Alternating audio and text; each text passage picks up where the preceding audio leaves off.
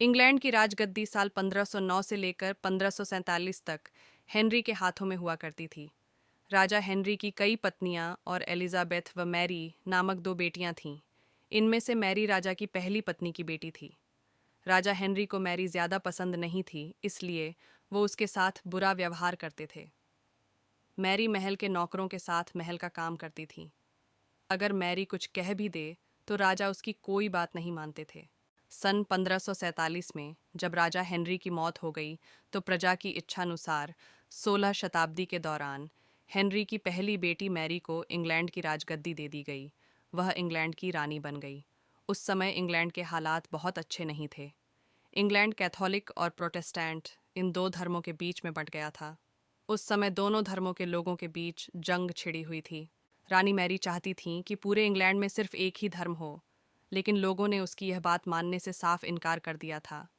इससे नाराज होकर रानी ने उनकी बात न मनाने वालों को मौत की सजा दे दी थी। वह ऐसे लोगों को जिंदा भी जला देती थीं। रानी मैरी की इस क्रूरता की वजह से इंग्लैंड के लोग उससे नफरत करने लगे। ऐसा भी कहा जाने लगा कि रानी मैरी कुंवारी जवान लड़कियों के खून से नहाती थीं। उसका मानना था कि उनके खून से नहाने से वह ज्यादा दिनों तक जवान रह सकती हैं।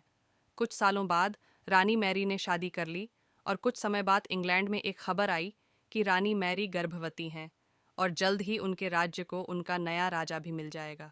इस बात से हर सभी खुश हुए, लेकिन उस समय रानी मैरी के साथ बहुत ही अजीब घटना हुई। उनके गर्भ से किसी भी बच्चे का जन्म नहीं हुआ, बल्कि कुछ ही महीनों के बाद रानी मैरी का पेट फिर से सामान्य हो गया। वहां के ओंझा लोगों ने अपनी तंत्र विद्या से बताया कि रानी मैरी के गर्भ में कोई बच्चा नहीं बल्कि एक भूत आकर निवास करता है। कुछ समय बाद फिर रानी मैरी के गर्भ में वही भूत आकार रहने लगा और वह फिर से गर्भवती हो गईं। इस बार भी रानी को कोई बच्चा नहीं हुआ और उस घटना के कुछ ही दिनों के बाद रानी मैरी की मृत्यु हो गई।